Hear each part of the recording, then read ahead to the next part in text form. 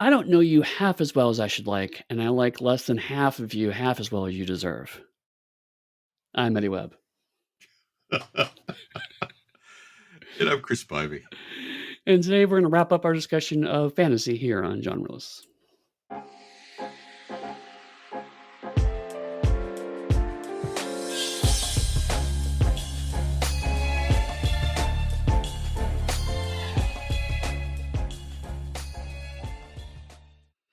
So, welcome to the end of our fantasy run here on Genreless. I think it's more of a sword and sorceries run than just fantasy, Eddie, with like a deep insight into it, except for maybe that last episode. But before we get into that, the reason Eddie pulling that quote is so funny is because originally there was even some Lord of the Rings stuff in our fantasy run. But then as we got closer, it's like, you know what? I think, Eddie, we should just do an entire Lord of the Rings run separately all by itself. And he was like, I don't want to do that. It's like, I don't care. We're going to do it later like that. And I pulled him out. So we've got this big, massive Lord of the Ring things. We're going to like read all the books, including the Silmarillion, and we're going to break them down by chapter and narrate into an entire 2-year run of nothing but Tolkien. We're going to be called the Too Keen podcast. I mean, to be fair, I actually, part of me is like, we could probably do an entire run of, you know, six episodes of just Tolkien stuff. But also, I know secretly it's just because you want us to eventually cover the 1977 Hobbit cartoon. That is a large impetus of the, in fact, the Too Keen podcast will exist. I just hadn't figured it out yet. Because Right. we would need to cover the animated movies, then we'd have to cover the original Peter Jackson movies.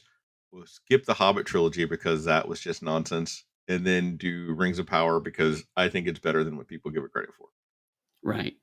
I think they did the animated Lord of the Rings 1, 2 at one point, like modern day. There was a War of Rohirrim, but I've heard That bad was it. things about it. I haven't seen it yet. And Okay. it does include hobbits. I don't think it includes wizards. It doesn't include elves. It's just the people of Rohirrim, like the horse riders. Okay. Yeah, we could do that. We can cover the BBC audio version. We can do all that stuff. It is already in my Audible account. I know you're probably shocked by that. So don't make that joke. I have Tolkien. Right. But yeah, I mean, you're right. This is we've said several times that it is really hard and vague to define this stuff. So it's a bit of a challenge, but we kind of stuck some stakes in the ground and say, sure, this is what sword and sorcery is, and we more or less adhered to our definition. I feel. Well, the last one was because I'd heard good things about it and I didn't know enough about it when I created the list. But I'd rather end on that than end on Wheel of Time. Right. Yeah. You need to end the Which, wheel. which I think points to kind of the elephant in the room with this run, which is that there's not. It's been a lot of bad stuff in this run. What? Well, I don't know. No. Do we want to really compare it to other runs? We could. Well, okay. Let me rephrase that. Uh, it's not been like, oh my god, I can't believe I watched this. Well, okay, maybe one or two have been like that. But it's been bad in entertaining ways. Is more kind of what I meant. Yes. Uh, uh, Certainly, you have correctly and rightfully dinged the just disgusting lack of diversity in, particularly in the earlier versions, but also even up to Wheel of Time. It's a very white genre, and that's really deeply unfortunate. But aside from that, I mean, it's been as much as I will probably never watch the Conan show again. I still have a fondness for how bad it was. It made me want to go and actually watch the Conan movies so then I could put a comparison to it, but I Mhm. still chose not to. Right. Because fantasy, I want to be more into fantasy than what I am. One of the reasons I want to do the genre is I started noodling around on an idea to write. And as Eddie's already pointed out, I occasionally use the podcast for my own devious means to see how I like different things. Sometimes it's because Jill won't watch movies I want to watch. I make Eddie watch them with me. Right. Sometimes it's for artistic ideas. Sometimes we just solicit comments in the Discord about what people want us to cover. And I Mhm. actually think we had a request to cover a fantasy show in the Discord originally. Oh, okay. Twitter, I can't remember now, because John always has a bunch of social media accounts that we don't ever use or respond to. That's true. That's true. Um, uh, uh, but like, yeah, I admit I came into this. I was like, I don't know if I'm into fantasy. It's like I think I was at one point. Maybe I'm not anymore. Um, since we've done this run, I've actually listened to a really long fantasy audiobook. I've been watching some fantasy stuff that we haven't been covering. Playing some games that involve fantasy. So I feel like it's actually kind of sparked something in me because it's helped me to kind of figure, okay, here's what I think I like and what I don't like. Uh, Now, but we want also just, details. I'm sorry, what? We'd like details. I and the listeners, like you mentioned, an audiobook. What audiobook? What other TV shows you're watching that are fantasy that you're keeping from us? These are the It's all facts. secret. You can't know.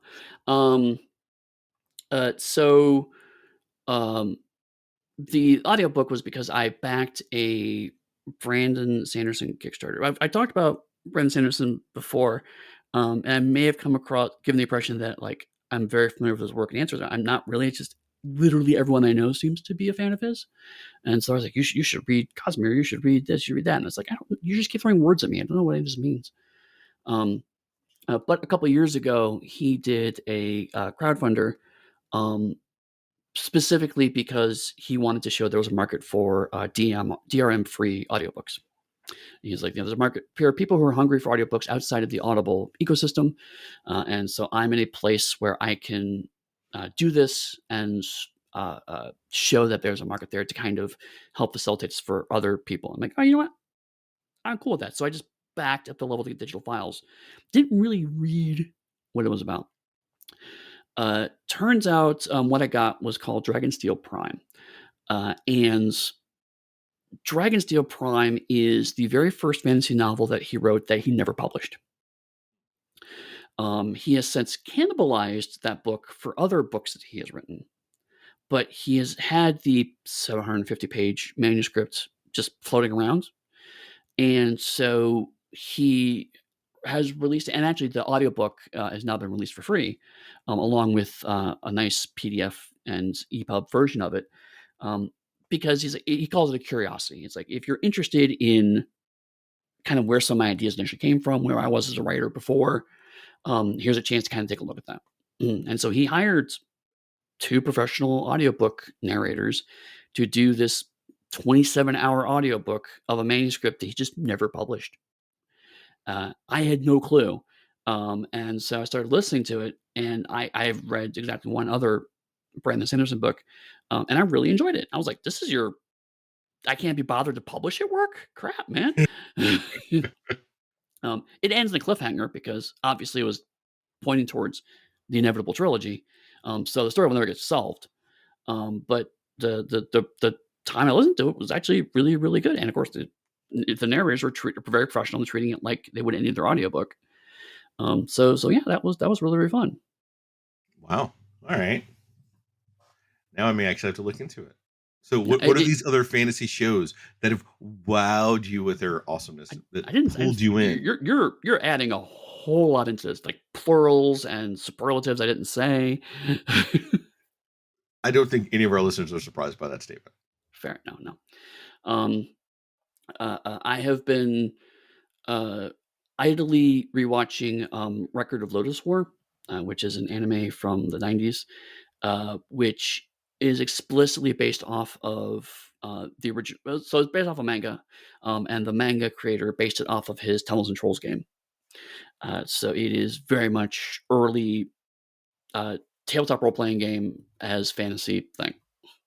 What's Tunnels and Trolls, Eddie? Oh yeah, sure. Tunnels and Trolls is the second ever fantasy role playing game. It came out, I want to say, less than a year, like maybe 6 months after Dungeons and Dragons did. And uh, for reasons that I've never fully investigated, uh, Tunnels and Trolls was way more popular in Japan than Dungeons& and Dragons ever was. So, a lot of the '80s tabletop fantasy gaming that happened in Japan was actually Tunnels and Trolls and not, D&D. So, a lot of because D&D influenced video games, the video games influenced Japan. They've since inherited a lot of that, and now I think D&D is an ubiquitous brand that is played pretty much all over the world. But a lot of the earlier media has some of the tunnels and trolls weirdness seen through a Japanese lens. Um, and part of this is because I actually worked on the Tunnels and Trolls mobile game many years ago. And they said, here's some of the adventures we want you to adapt. And a lot of them were Japanese adventures that had been translated into English relatively recently. And they were written like 84, 85, 86. So yeah, there was this whole, because it's similar to like how Call of Cthulhu is really big in Korea, you know. It's interesting to see other countries who have a different uh, groundbreaking tabletop role playing game besides Dungeons and Dragons and how that kind of shapes how they perceive the tabletop industry. Interesting.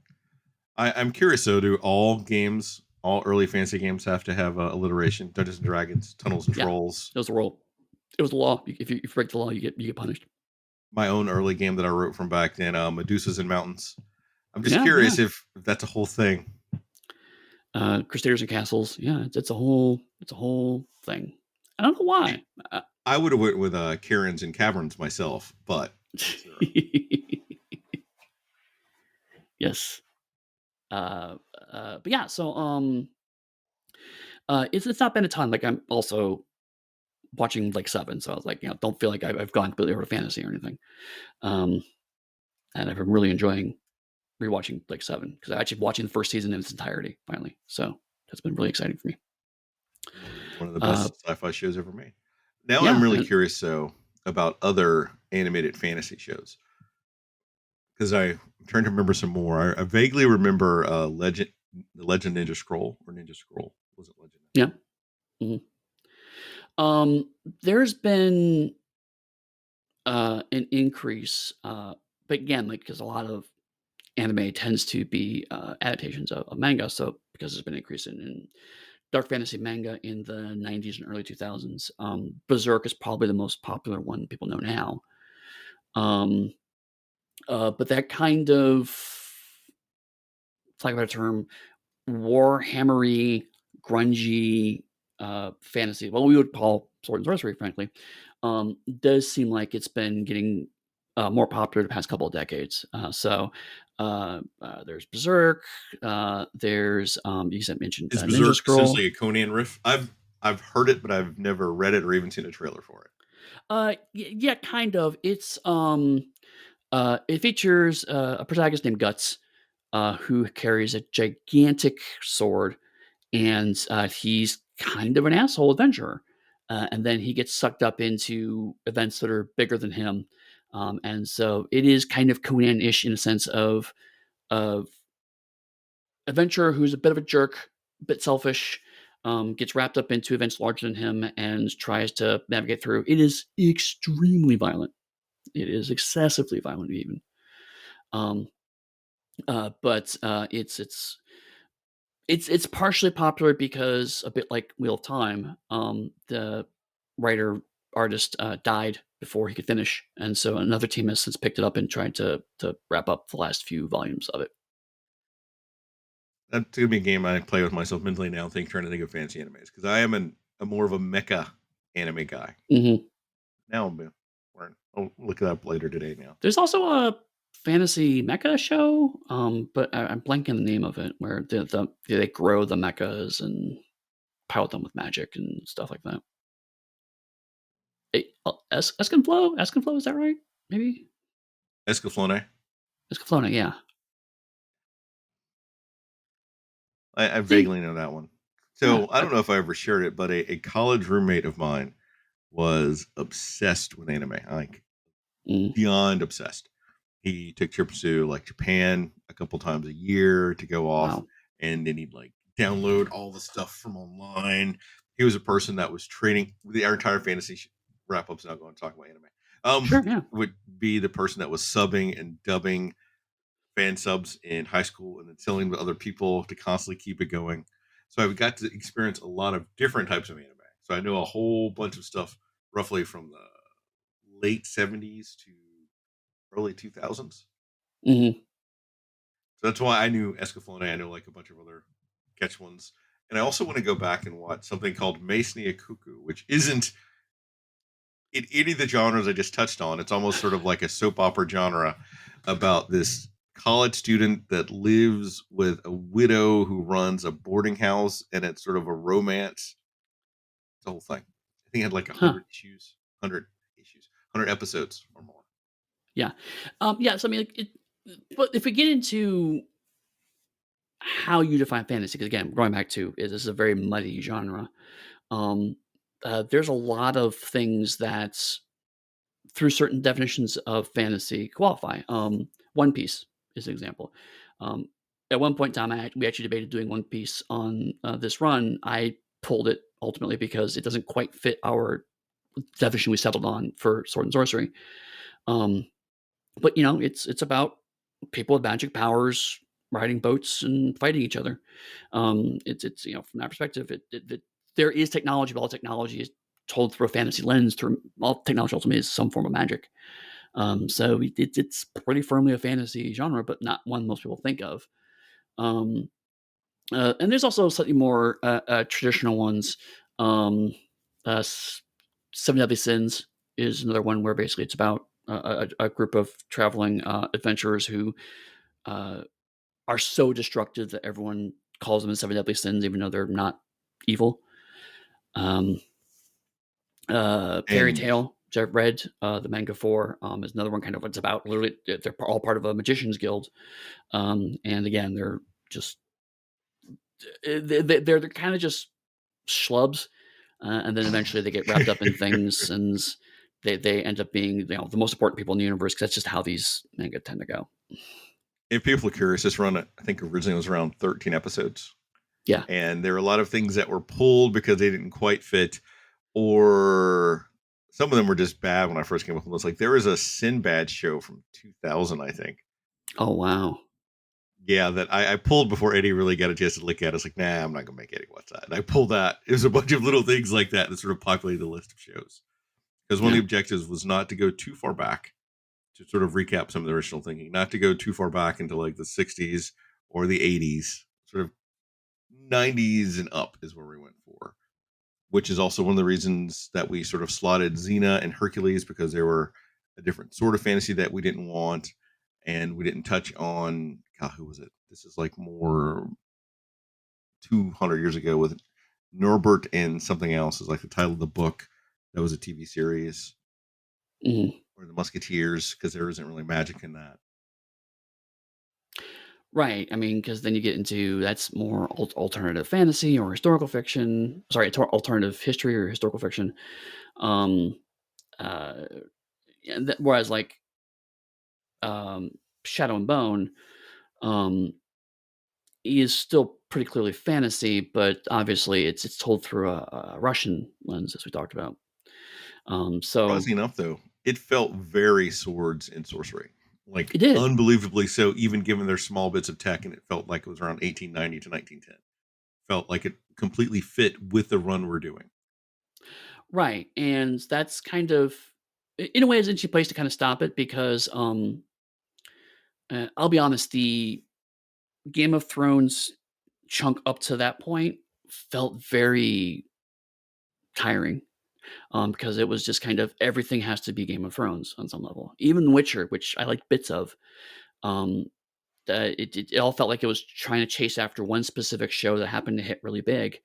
And Shadow and Bone's first time was like, we can do other stuff in fantasy. It's like, give us money, we can do other things with it. And I was like, oh, okay, cool. And then of course it got canceled. It was like, because Wheel of Time needs 5 more seasons or whatever. Did you keep watching Shadow and Bone? I haven't had a chance to. I've unfortunately, just personal stuff. I haven't had a chance to get caught up. Personal stuff, and I got my Blake 7 DVD Blu-rays, so that. All right. So we're all over the place for our wrap up episode, a little more than usual. What was your favorite thing. What was your favorite series that we watched this run that is not Shadow and Bone? What was your favorite series? Is not the obviously good one. Um, that's it's kind of hard to say. Like I said, like I have a fondness for the Conan show that actually watching it does not hold up to, but having watched it, I was like, oh, I remember that's the show I keep popping up in my head when I think about this run. Weirdly, um, and I think it's just because we talked about how the supporting cast were just so goddamn charismatic. Um, so it's like Conan was like the worst part of that show, but everybody else was like just trying their best and doing so damn hard. And it's a show that clearly had a lot of heart, and I think that is what is kind of attracted me to it. Yeah. Um, uh, but beyond that, weirdly, it's the Seeker, because I feel like it was the last gasp of low budget fantasy, and that kind of episodic. Let's do something a little grittier than, like, say, Lord of the Rings. Um, but also, again, clearly the people involved were trying very hard to make that work. And so I feel like that comes across on the screen a bit more. Plus, also, we've talked about before, the leads are all really, really fun to watch. So even though I had, again, had problems with the show and I wouldn't necessarily track it down, I found the show to be somewhat charming. How about you? I'm glad you said that because the show that I would watch again, I'm going to preference my own answer. The show that I would watch again in a heartbeat would probably be the first season of The Witcher because I enjoyed Okay. it. First time I watched it, I enjoyed it. This time when we sort of covered it Mhm. in that. But my favorite one of the run would be Legend of the Seeker because Legend of the Seeker is the entire impetus for me doing this run because I remember watching when it came out. Oh yeah, like we're in the wrap up now. I can tell you this. I remember watching it when it came out, and I liked it then. And I was never even a big fantasy fan back then, but something Mhm. about the show, it was like the leads. It was the fact that it was a low budget, which kind of appealed to me, but it was also stories. I guess the best way to put it, there's an underlying aspiration of hope for Legend of the Seeker, regardless of how Mhm. cheesy some of it got, like the overwhelming Dark Overlord and like a little uprising Luke Skywalker trying to right the world. Mhm. There was something that had hope constantly throughout every episode, and it didn't always work, and that was really appealing. I may have also enjoyed like the obvious overwhelming amount of sexual frustration just wrapped up in that entire series, like a layer in S&M, but we're a PG show, so we can't talk about it. We can walk up to the line, and we got to pull all the way back. Yeah. Over the Yeah. line, pull all God, the way that back. show is so fucking horny. And it wanted to do what The Witcher could do on Netflix, but couldn't. And that, And you know what? Weirdly, I could like, so Seeker, like I said, very much wanted to do that stuff and just couldn't. Game of Thrones and The Witcher both did, and yet I find Legend of Seeker sexier as a result. well, Game of Thrones and The Witcher didn't go heavy S&M. There's a lot. Eddie, we're talking about a Jill. Let me show you my Jill that brings you pain and pleasure. And it was used as a weapon. Like every time a Mordzu would pop up, that was their weapon, and you get to see it in action. The other shows just showed it to you in different forms of fashion. Um, Richard yeah, it's inspired various like fantasy characters for me when I made them. Just like a dude with his sword trying to go out and do some good. yeah. I am sad that we did see a sharp fall off of shirtless hot dude in the shows,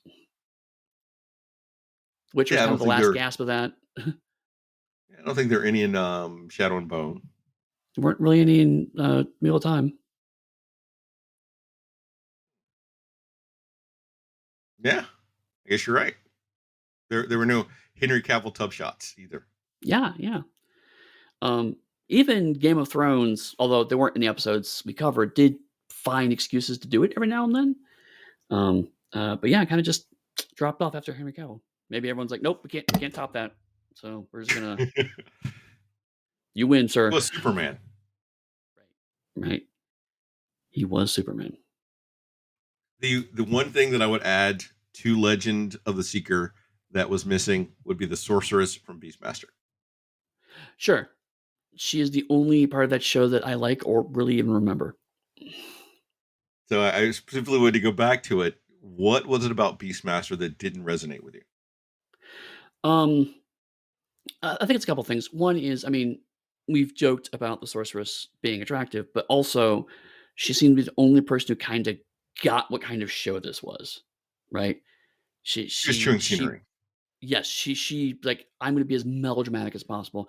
I know I am here to show off my figure and my face, but that doesn't mean I can't also chew the scenery," and that combination worked really well, and it just overwhelmed most of the rest of the show. Um, and I think that's part of the problem is that, the rest of the show took itself so seriously, and it's not a show that from the concepts to the special effects budget, it's not a show that could survive taking itself seriously. 100%. Even Legend of the Seeker was a relatively serious show, but it had its moments of levity. And again, like you said, like we're gonna obviously show you a wooden dildo and claim it's a magic wand, and It just was wrapped in leather. put as much layered language around that as it possibly can. It's like you know what you're doing, right? We see you. You know what you're doing. We're not gonna say anything because I'm not a narc, but we all know what's happening here. Um, Whereas Beastmaster tried so hard to be a serious show. Um, Related, I forgot to mention the other show I had been watching is Mystic Knights of Tir na Nog, which was the attempt by Saban to do their own Power Ranger style show without having to pay Power Rangers footage anymore. Hmm. And it was actually shot mostly in Ireland, but it's a fantasy show about five teenagers who had magic powers defending the realm from it. But again, like it was a low budget show shot in Ireland, and the show knew it was silly. It wasn't a silly show. It was meant to be kind of a kids action show. But the lead villain is Queen Mab, who's the evil fairy queen, and she's screaming at blue screen monsters, and she got the brief. She knows what the kind of show this is.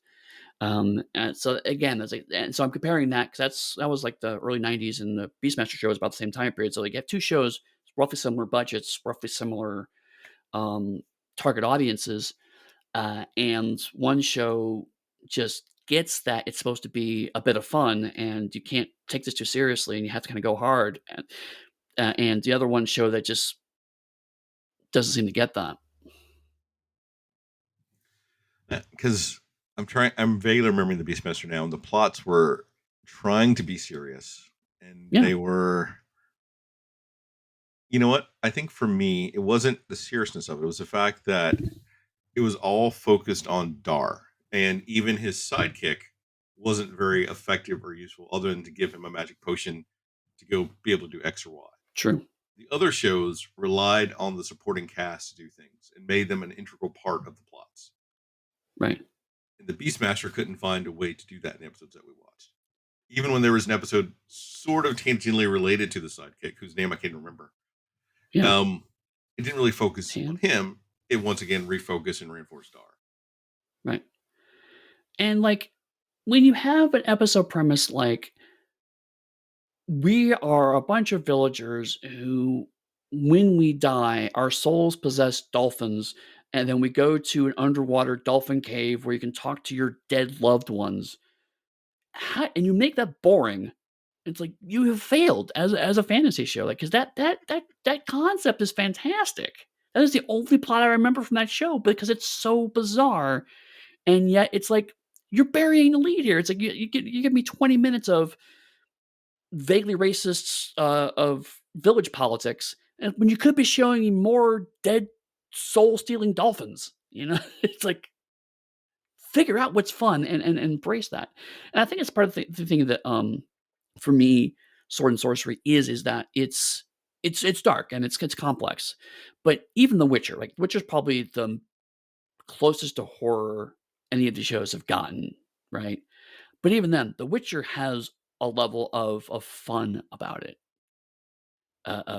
Whether it's I mean, yeah, sometimes it's a lot of it is Gerald's just dry wit, but also it's like this really dark show about a serious man who goes out and dour and fights monsters and has a very complicated emotional relationship with his horse, who also doesn't talk. And it's like that's fun, right? It's like uh, uh, he's going to go off and have very passionate feelings about this guy who follows him around and sings songs about him. You have to balance that stuff, and not all fantasy needs to be lighthearted by any stretch of the imagination, but there's a certain amount of ridiculousness that kind of comes for the show, and the more your budget is constrained, the more you're limited in how you can show on the screen, the more you kind of have to embrace that thing. And I think that's one of the reasons why, particularly Xena Warrior Princess did really, really well, is because it completely embraced the camp of it all. Which, if people want us to actually ever cover Xena or Hercules, they would need to drop that in the Discord. I will cover Xena's. I do not want to cover Kevin Sorbo, but Yeah, super problematic. Uh, which is also why we would probably never cover Andromeda. yeah, alas. And so, not even to equate Beastmaster in any way to like The Witcher, because The Witcher happened 20 plus odd years later. So they had time to develop that. If you just go back to Conan versus the Beastmaster, Conan was a stronger show because it leaned into the camp, but it also leaned into the supporting cast to do more to help carry the show. And they fought against an overarching magical opponent like the wizard, but their plots had them doing things and moving forward. It just wasn't the wizard saying, I want Conan's sword. And the Beastmaster was always the sources. I want Beastmaster's ability to speak to animals. I can do all this other amazing stuff, but the only power I want is a power to talk to animals. Right, and that's another kind of, I think, problem with some of these shows that we've talked about is that, your magic doesn't necessarily have to be believable, but it has to be consistent, and Beastmaster fails on a couple of fronts. One we've already talked at length about was the special effects budget, so magic is as powerful as your cheapest budget. Um, but also, at no point does the show make talking to animals a power that's exciting to have, right? Um, to counterpoint, another 90s, this is a novel series, but another 90s staple of the time, the Animorphs. It's about five kids who turn into animals. But every book, they reinforce why this is cool, why this is scary, why this is dangerous, why this is important.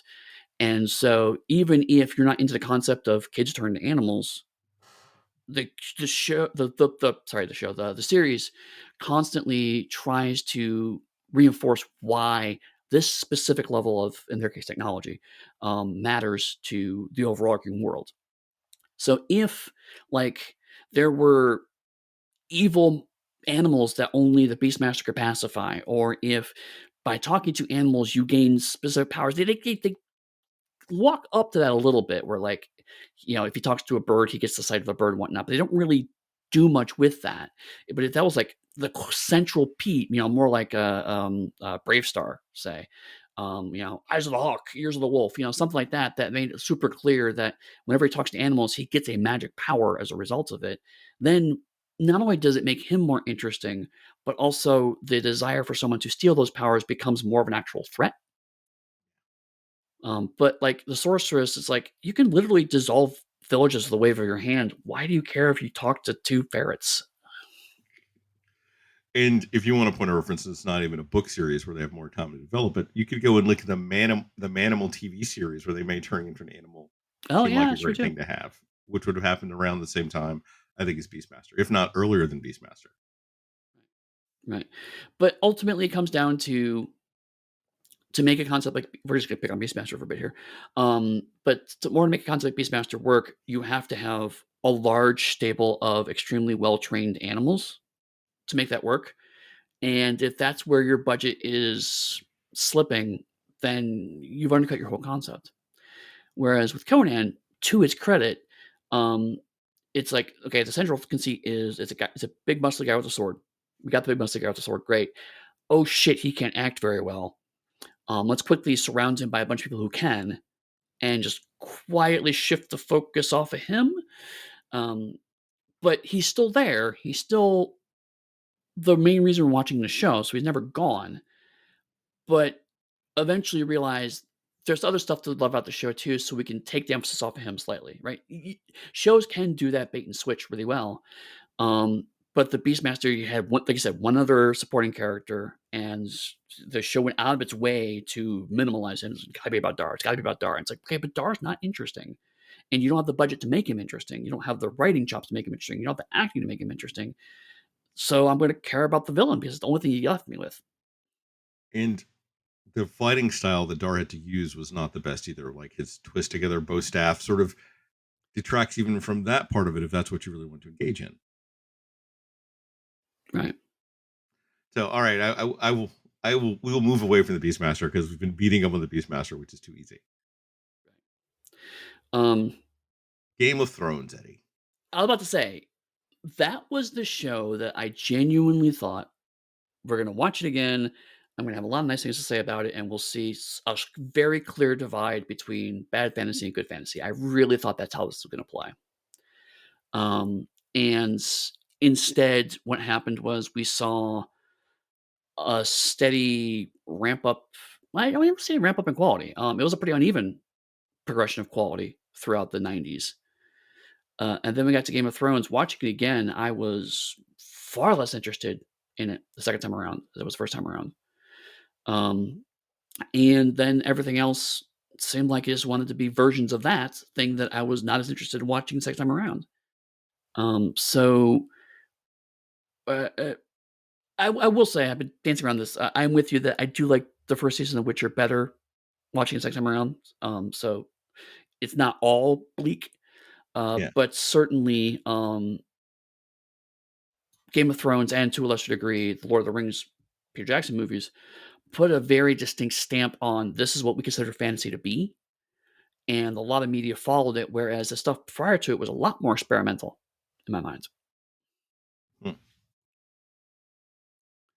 Trying to think about that. So, I mean, because Game of Thrones, its real big experiment is just that it had more blood and sex, really. well, and they threw like a 10-year-old out of a top story window in the first end of the first episode as their cliffhanger to show you that bad people are bad people. In The Hobbit, they threw a guy off of a balloon. He turned into a bear. I mean, that happens. It just happens. You throw people off They stuff. they It's they essentially 300 a 10-year-old out the window, Eddie, who is in can for the rest. There is no magic to heal this kid for the rest of the series. you. You tell me you have never defenestrated someone in your life. It just happens. You just occasionally throw people out windows. Everybody does it. And I don't know if some of the bad feeling toward Game of Thrones is because of the bad ending that happened at the end of the series. Kind of how the writers said we got better opportunities, so we're just going to wrap this shit up now and rolled out. Maybe. To be fair, I have not watched the final season of Game of Thrones. I was following up with Ugh, Game of don't. Thrones before the final season, actually. Around season 5-ish, I started to fall off. So I was not like it was one of those, "Oh, it's ending. I'll if it's really exciting, maybe I'll go back through and get caught up." And then I heard bad things about the final season. I was like, "Cool, I'm just never gonna bother." Um, I think it's more that if you don't know what's gonna happen next, I had this feeling with Battlestar Galactica, we talked about it, honestly. When you don't know what's gonna happen next, the slow pacing feels exciting because it keeps putting off the information you want. And so when you get it, it feels really good. And Battlestar had very similar shock endings. Oh my god, so and so Cylon, I never anticipated it. So all that buildup feels like a huge payoff. It's the suspense. When you know what's coming, it's like, can we get on with it? Like the Red Wedding. When we went to watch it again, it's like it takes forever before the murder happens. And it's like, let's get to the murder part. But if you don't know the murder part's coming, it's like, okay, of course, it's just another episode. This is where the wedding's happen. It's gonna be political stuff, and it's like, oh shit, everyone's dying. So the slowness contrasted with the sharp changes of we're gonna murder everybody, we're gonna throw a kid out of the building, whatever. Those sharp shocks. it feels exciting because you're never quite sure when those sharp shocks are going to happen. When you go back and watch it and you know those things are coming, it just feels like you're delaying the inevitable. So essentially, I'm getting you're saying this show isn't a show that people will go back and repeat and watch in repetition. Some people probably do. I've certainly, since we watched it, have found a couple people online who like they own all the DVDs and they watch it pretty regularly, and like, oh, that's great. That's awesome that you found that kind of enjoyment for it. There's certainly shows like that that I can also go back and rewatch. But I for knew that was also me, Doctor Who, but I couldn't do yeah, that see, with but something like well, even with like Doctor Who, whether it's a 30-minute episode in classic or a 60-minute episode in modern day, after a couple of hours, something different is happening, right? With Game of Thrones, there are plot lines that take literally years. And then you find out, oh, this mysterious guy who only says one word, literally his entire life has been leading up to holding a fucking door closed. Um, and it's just like, I'm not going to subject myself to hours of that particular mystery again because I know where that particular fucking, let's call it resolution, goes.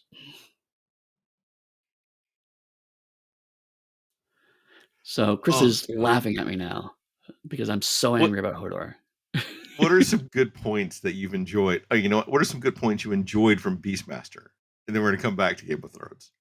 Some of Okay. the good parts about it that made it enjoyable to watch and engage with. Uh, when Beastmaster, I feel like I'm repeating myself a little bit, but when Beastmaster knew what it was about, um, it was genuinely enjoyable. And again, a lot of it was around the sorceress. Um, the sorceress's plans were the master levels of bonkers.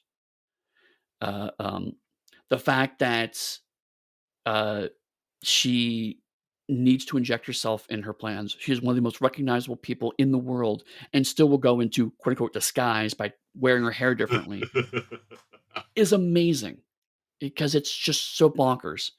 Um, I also weirdly, the cinematography for as limited as it was not bad, right? The actual visual impact of the show was, given the time period and given the budget, was actually pretty reasonable.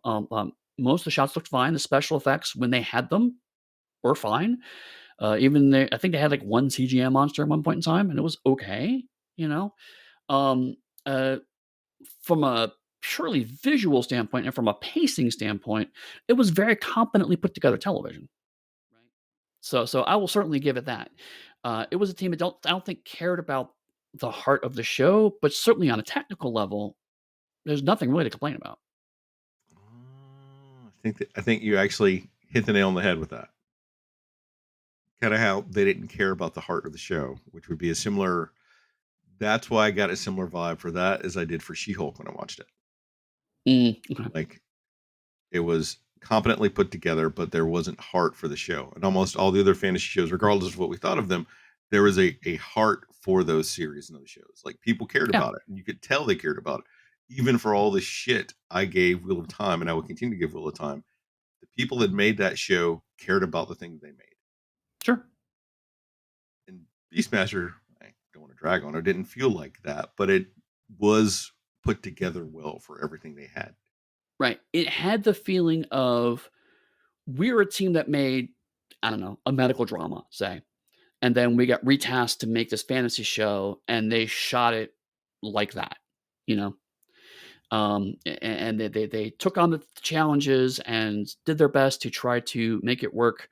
Um, it's just, and even like the actors, if like, these are all actors who've worked in entirely different genres, and they're all decent actors. They just don't quite get what this show needs. Again, and if everyone was like that, it probably would have been a bit bland. But again, because the sorceress, the actor who got that, she really nailed it. It really showed the divide. So in a way, it's one of those things where because everything else worked reasonably well, um, the flaws were actually really easier to see as a result. Okay. Huh. A slightly different game for you, Eddie. Mhm. If I removed Geralt from The Witcher, like whoop, but it's still the Witcher universe in that role. Which of the other people would you drop in to fill Geralt's slot and have that be a successful show Like, from the from other the other series that we shows, watch? Yes, Geralt gone, but you have to pick one of the other people from the other shows to put into his spot to have a successful show. Tyrion Lannister. Going on Geralt's adventures. Yeah, absolutely. All right, explain that to me. I want to see that. He would get everyone else to do the fighting for him, but he would absolutely outsmart all the monsters, and he would not get caught up in the bullshit these towns would try to subject him to, and he would still be able to have the "I'm an outsider, no one, really wants me here" dynamic. Mm, interesting. I admit it would require him to the supporting cast that Gerald has would have to step up a bit more to the physical parts, but other than that, I think it works fine. Then what other of these shows would you drop Geralt into to be successful? Beastmaster.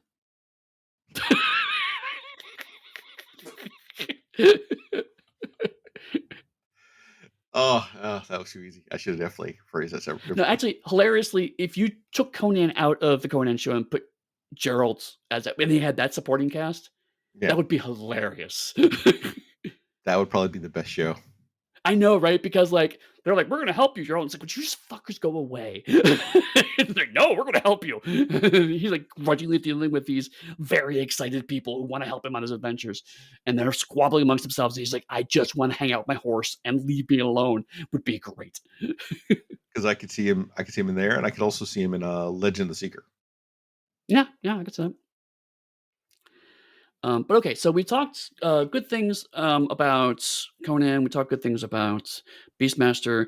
Um, I mean, we've been also digging Game of Thrones pretty hard. I mean, what are some good things about Game of Thrones? I mean, obviously it was hugely influential, it was very popular, but what was actually good about it? Game of Thrones by far from outshines all the other shows with the sheer amount of acting talent in that series. Yeah, Like, I will give a lot of kudos to Henry Cavill, to a lot of the other actors and actresses that played it, but Game of Thrones on par had better acting than anything else that we've seen.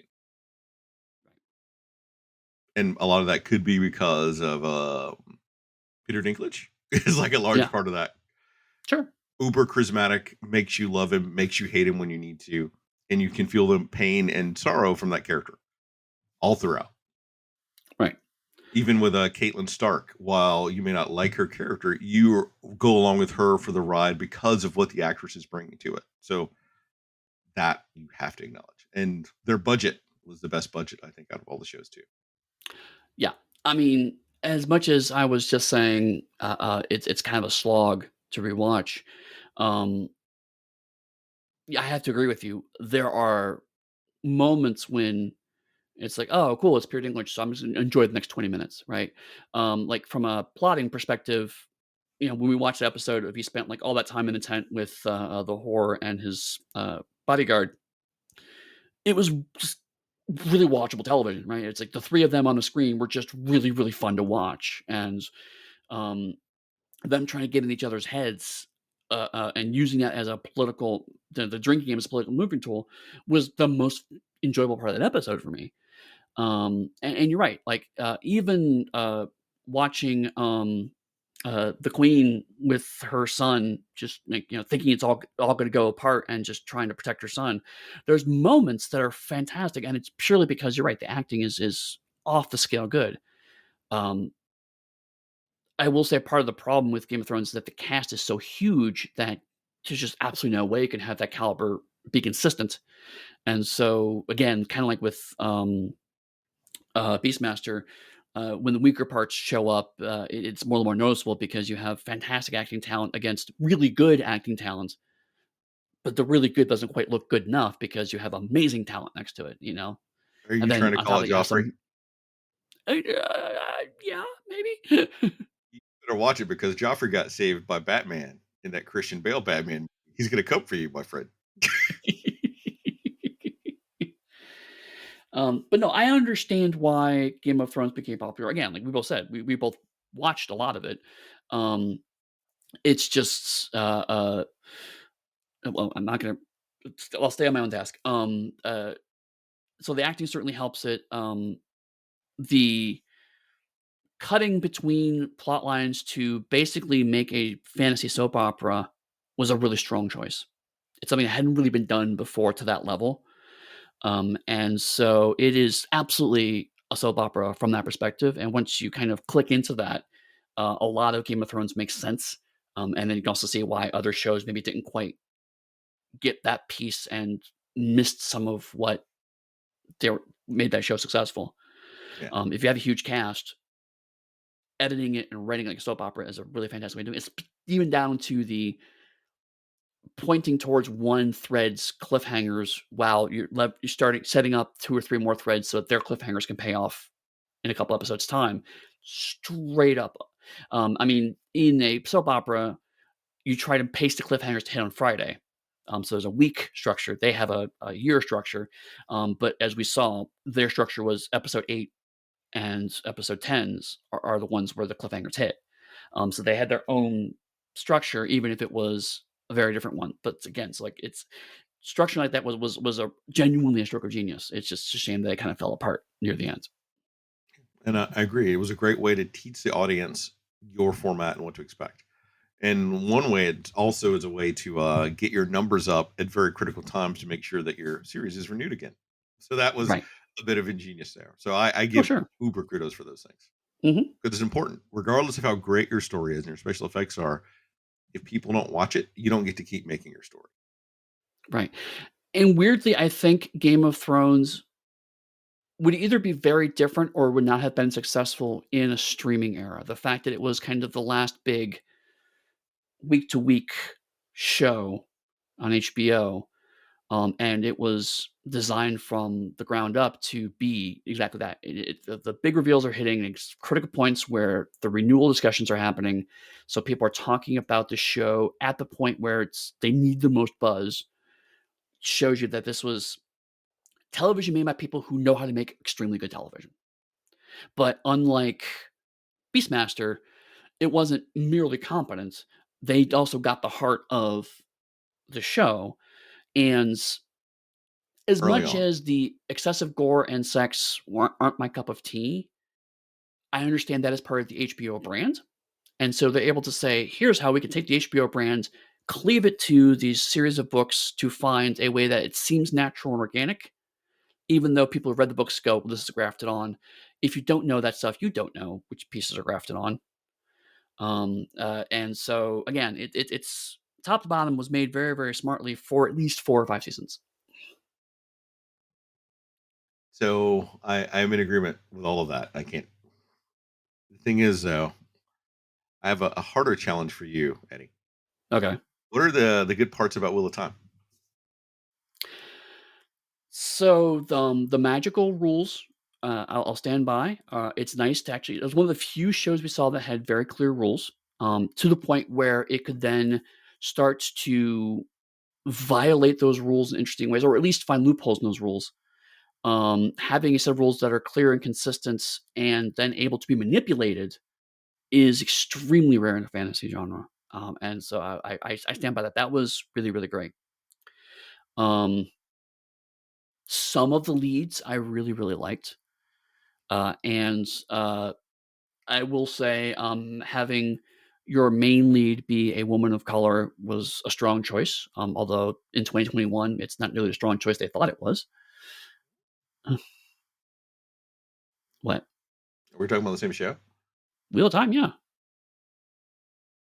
Rosamund Pike would be the main female lead of Wheel of Time. Hang on. Okay, let And me. I'm a Rosamund Pike fan, but she's very much a white blonde woman. She's even a I'm Bond not girl. talking about her. I'm not talking about her. I'm talking about the young woman who's learning how to do the powers. Hang I on. don't know if I got to I'd look call it up her a now. lead. I don't know if I'd call her the main lead though. That's where we're quibbling. I see. I don't see. Well, maybe this is part of the problem is that We don't know who the I lead of the show is. right. which is, I'm talking about Egwene, Madeline Madden. Okay. Um, so I mean, yes, that's part of the problems, but then I will revise and say one of the leads, having because she had a fair amount of screen time. It was clearly one of the characters that we were meant to follow and care about. So whether she is the lead of the show, I'll accept that. Maybe is up for debate. But certainly that was it's sad that it took 2021 before that to be an actual thing. And again, Shadow and Bone just did it a million times better. So even that's not great. Um, uh, but the we have both complimented Wheel of Time that the way that they worked the magic special effects into the show looks very natural and like it is part of the world as opposed to a layer slapped on. Beautiful. That was my favorite part of the entire series. Hmm. Loved it, top to Yeah. bottom. The costuming actually I thought I really liked for the show. I mean, I joked it started off as, "Oh, look, it's people riding horses in weird costumes in a forest again." But, they made all of those things look like clothing and not costumes, which is actually pretty hard to do in fantasy. It looks like these are things that people In wear. even the opening of the first episode, while there's one or two problematic things, was a strong opening with them riding up, following that guy, and then saying the madness must have taken him from the power already. Like that beat of it, and then Right. he turns, that person's gone. Strong opening. The piece that happens after that, meh, but up to that point, very strong. That was a grabber that makes you want to watch the rest of the show. Yeah, yeah. Um, and there's lots of individual moments in Wheel of Time that I thought were very watchable. I mean, as much as I came away from it not having enjoyed the experience, there also weren't times where during the course of watching it, I felt time slow, right? It passed the time quite adequately. It was just that as soon as the episode ended, I was like, "What the fuck was that?" So I mean, the moment to moment watching was perfectly pleasurable, except for, well, let me phrase that. The first episode, that was the case. The beginning of episode 2, with that choice was made, I was like, "Okay, I'm now suspicious," and everything became suspicious after that, and so I have different things. But that first episode, I was like, "Oh, yeah, this is okay, yeah, this is a show." And then we've already talked about Shadow and Bone. What's great about that? So, my next question for you, then, my friend, is we're Mhm. probably coming towards the end of our wrap up for the fantasy season. And before you can get anything else, if you had to recommend four of these shows to someone to go out and watch, what four would they be? I said four because I know you're going to say 4. Shadow and Bone is one of them. Four of these 4. shows in order of preference. What would they be? Eddie's Okay. frantically looking at our list. I have not even Right. opened the document today. So if we've missed a show that we haven't discussed, it's because I'm not looking at the document. It's a Right, wrap up exactly, and so I'm episode. just like, I I'm don't sipping my remember coffee. absolutely. Which is part of the problem is, like, some of these shows are frankly were a little unmemorable, which has made So I this said a four. It's particularly more of a challenge. fun challenge. And our listeners are like, what four is Right. Eddie going to say? I'm Right, guessing and what four and Eddie of will course, say. as I'm checking, I now realize that Chris has deleted all the old ones, so I actually don't even remember. That's right. Um, Because, okay, folks, while Eddie's frantically thinking, there are two different documents that we have. I'm going to give him some time to think and look. There's a main document that we have everything on, that we have like our review, like our little summaries on, where we riff from, that's expanded over the years. And there's a secondary document that Eddie also has a link to that he never thinks about, is the Journalist Archive show document, where I take all the stuff that we've written once we've discussed it and I drop it into the archive so that the next time we podcast together, at the top of the document is our next show that we're going to cover. So it's a whole process, see, I don't. because Eddie does the Aha! technical pieces. I do like all the other little pieces around the tech pieces because Right, I don't. We split burdens. right. So, One of us could be Frodo. One of us could be Samwise. You we can did decide technically who's. miss one, and I will use that loophole to my advantage. But number one, obviously, is Shadowbone. I mean, I think we've been very clear about feelings about that. I'm not going to necessarily reiterate that. Number two, which is technically part of our season, is D&D Honor Amongst Thieves. Yeah, it doesn't count. It counts. It counts.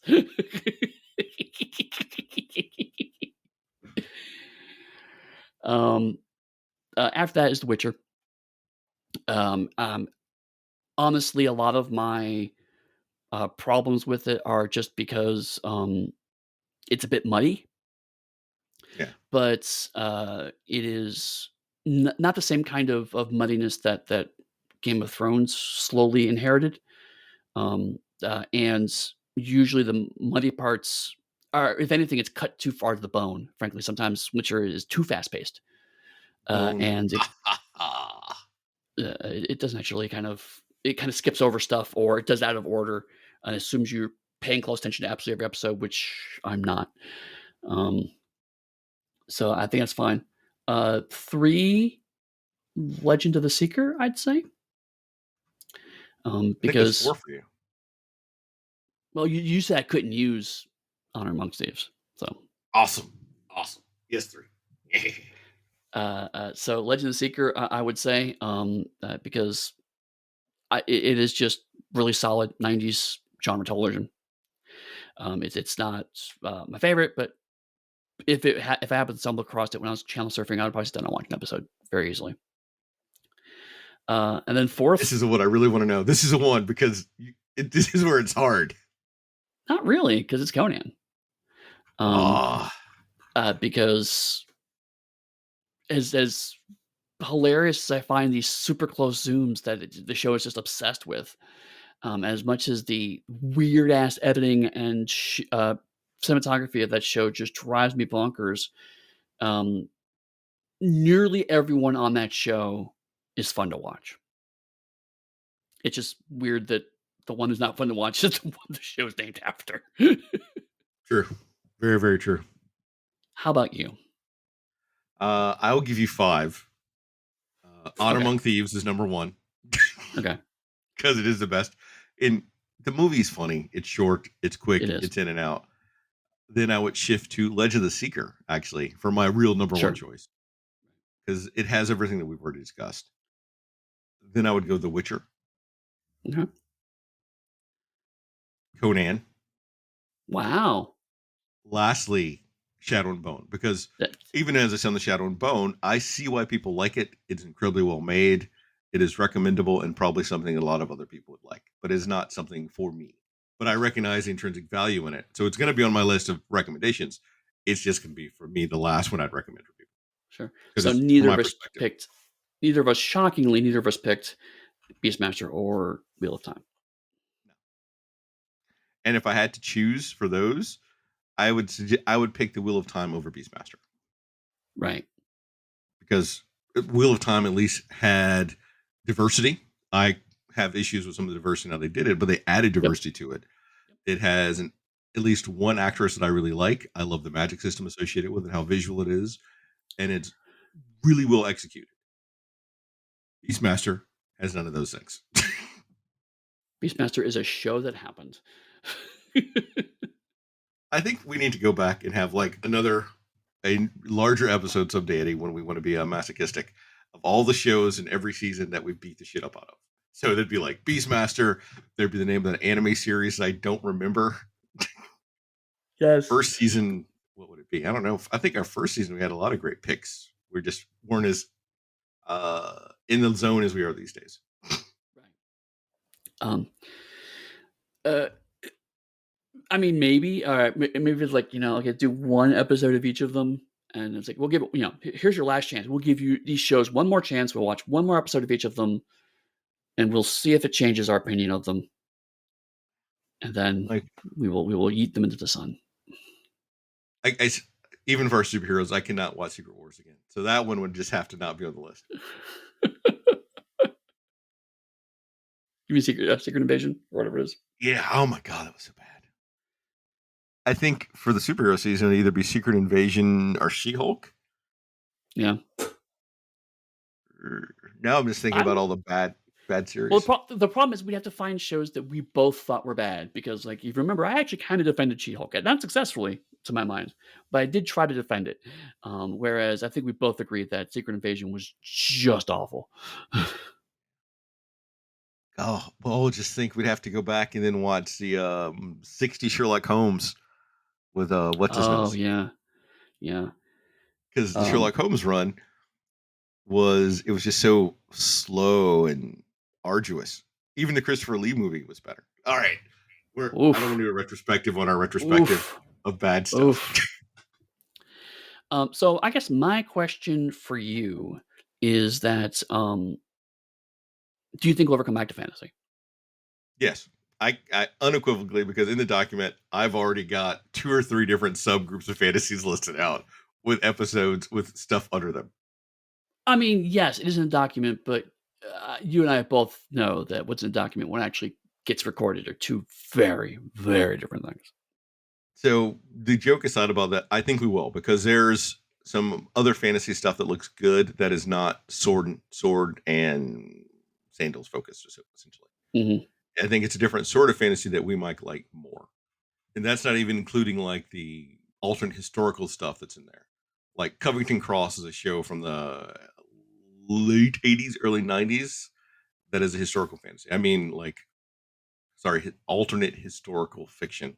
And then there's some fantasy stuff in Right. there. Like, that's not even counting urban fantasy, which Dresden Falls will fall under, that I think we both enjoyed when we watched it, but I'm not sure about now in retrospective. Right, yeah, it's like uh, Dresden Files is a category of shows where it's like, I remember really liking it, and I'm terrified to watch it through the genres format because I don't know if it's gonna hold up. So I'm tempted to shift the urban fantasy or suggest that we do it sooner than later now, because it's pretty low on our list. But it would be an interesting thing to cover relatively soon, actually having done a sword and sorceries version of it. Well, I do know it's not what we're gonna do right away, so what are we doing next time? Are you sure we want to tell them? All right. Do I Um, that's what we usually do. I mean, you wanna just figure it out, assholes. I mean, no, I think it's not how this works. so we needed a break from the fantasy, so we've decided to take a total break from watching anything to go and read some comics. So we're gonna drop a run from the 70s of one of the best comics you've probably never read, Tomb of Dracula. We're going to cover issues 10 through 15 over the weeks they're coming out. Yes. Spoiler, the issue 10 is for Blade first gets introduced, so we're gonna have lots to talk about Blade. Don't give it away. And but issue 10 doesn't like have Blade in it. Right. You have to wait for that. So yeah, so we're gonna do another Speechless run. It won't be as long as our Armor Wars one, just because Armor Wars was a kind of weird thing. Like there's a specific event and it happened to be a certain number of issues. We're just gonna pick 6 issues, like Chris said, 10 through 15. But I think this is it's not the earliest we've done with Speechless because I did do some 60 stuff with my Green Arrow run, but it's pretty damn close. It's not the earliest run you've done. Right, but I think it's the earliest run you've done. Though now, having read the first issue of that Tomb of Dracula, I kind of want us to go and cover when Doctor Strange fought vampires and see how that compares to this. So if you really are digging the vampire run that'll have Blade in it, let us know. Then we may go and cover the one from I want to say an '80s Doctor Strange run with Yes. vampires and his brother. Yeah, that was a I think it was just a one-shot graphic novel, I wanna Yeah, say. it No? came out monthly. I know because I have the issues that are upstairs. Oh, no, I'm thinking of the graphic novel where, Doctor Strange, went with, Doctor Doom to go rescue his mother from hell. I'm thinking of that one. Nope, not that. This just Yeah, Strange fighting vampires. that's right. No, that's right. Now that you say that, now I'm remembering it. Yeah, that was, like, the early '80s, yeah. It's before the Sorcerer Supreme became the Sorcerer Supreme. It's where Right, vampires were really a threat. right, and also before he became 10 years younger and had a white streak in his hair and brown glasses, which was a whole weird '90s thing.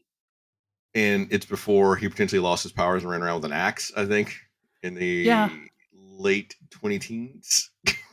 Doctor Strange has had a really weird life. But it's post him working with Namor, the Silver Surfer, and the Hulk. Yes, all the Defenders.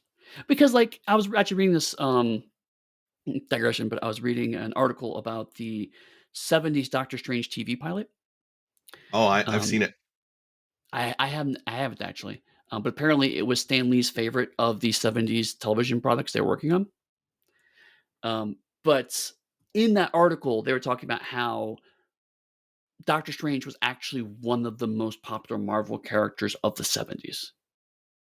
It was The Thing, it was Doctor Strange, um, uh, one other one was really popular at the time, and so that's part of the reason why he was so prevalent in Defenders because he was their Wolverine, right? He was the character that everyone wanted to read about, and so that was the drew people to the book.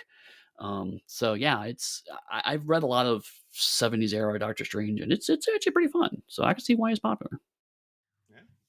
And if you haven't seen the movie, you should go see it. It's consider it homework. It is very likely available on YouTube because it is not easily available anywhere else. Yeah. Well, everything's on YouTube. Well, at least right now. Right, right. So yeah, so next week we will you could join us in the Tomb of Dracula. But before then, Chris, if people wanted to talk to you about their opinions on fantasy or wanted to convince you that Wheel of Time is good, actually, where would they find you online? You can find me on Blue Sky, where I will happily debate you about how Wheel of Time is a horrible TV show. Haven't read the book, so I can't speak to that. Or you can come in the Discord and we can have a more robust conversation. What about you? You can find me at pugstudy.com. That is my website. That's also where I'm at on Blue Sky. You can also, yeah, find me on the Darker Hue Discord.